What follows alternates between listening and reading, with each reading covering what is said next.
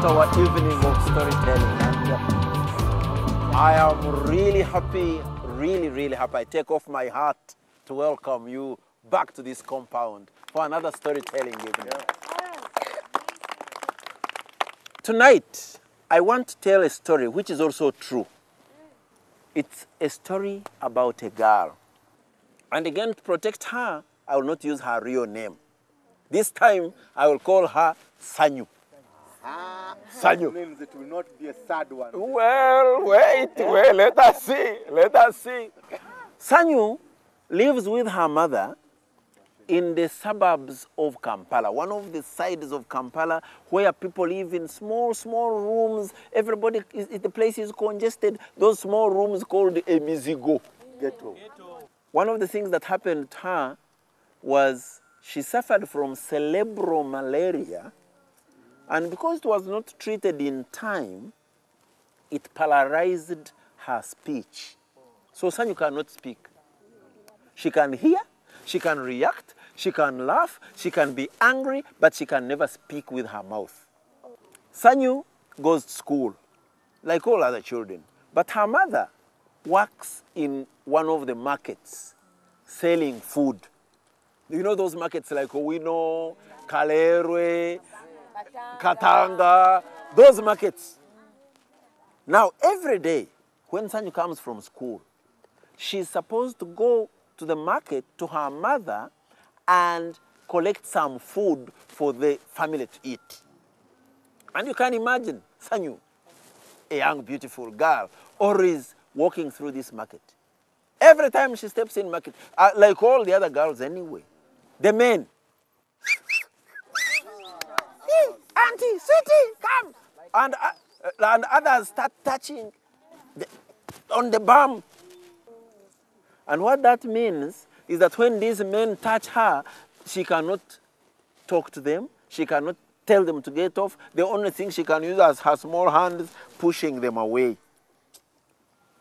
So Sanyu goes through this trouble every day.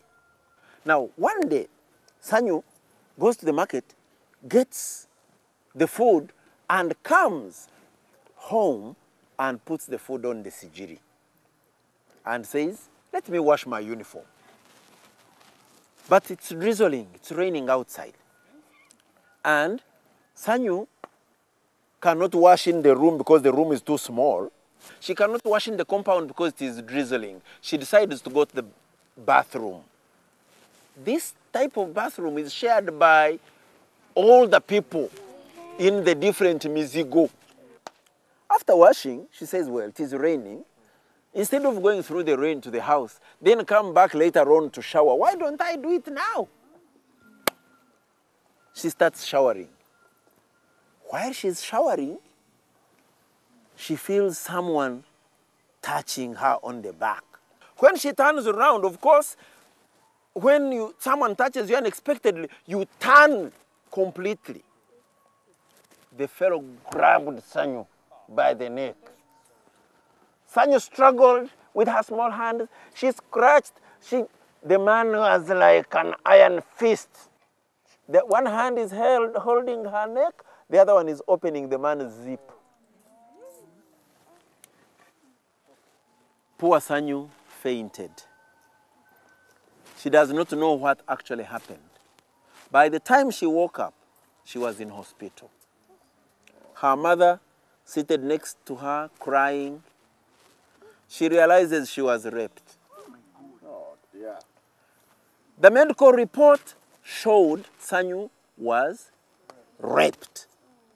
The police surgeon's report shows Sanyu was raped. And defiled. And yeah, because she's an underage. Yes. So she was also defiled.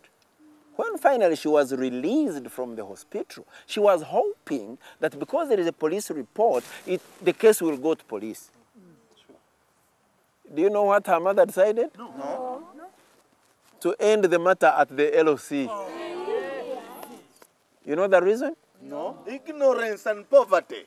Poverty, because the man who had raped Sanyu was their landlord.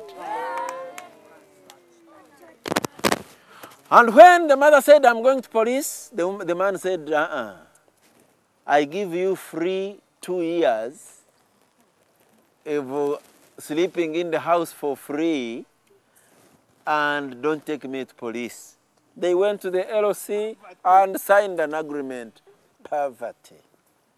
Signed an agreement and the LOCs accepted that? For them, if they say, well, if the two of you have agreed, Sanyu was shattered.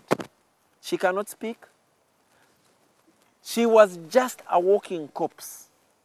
At school, children started making fun of her, calling her Mrs. Mubi. The man was, we call the man Mubi for purposes of this story. So one day, she's there having a shower again. Do you know who comes? No. Mubi. Mubi comes back to,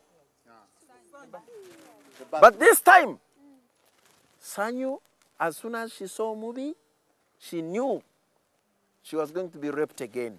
She shouted. She gathered all the energy and shouted and shouted. Everybody came running. What is it? What is it? What is it? Mubi was still there. Of course, Mubi was expecting that the girl doesn't speak, therefore nobody will know. One of the people who came was Sanyu's sign language teacher.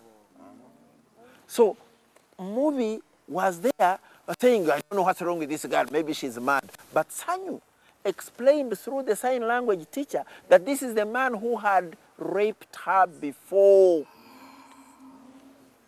People were so angry, they grabbed Mubi, beat him up, tied him, took him to police. Hey, as we talk now, Mubi is languishing in prison. Good for him. Now, I think let me stop my story for today there.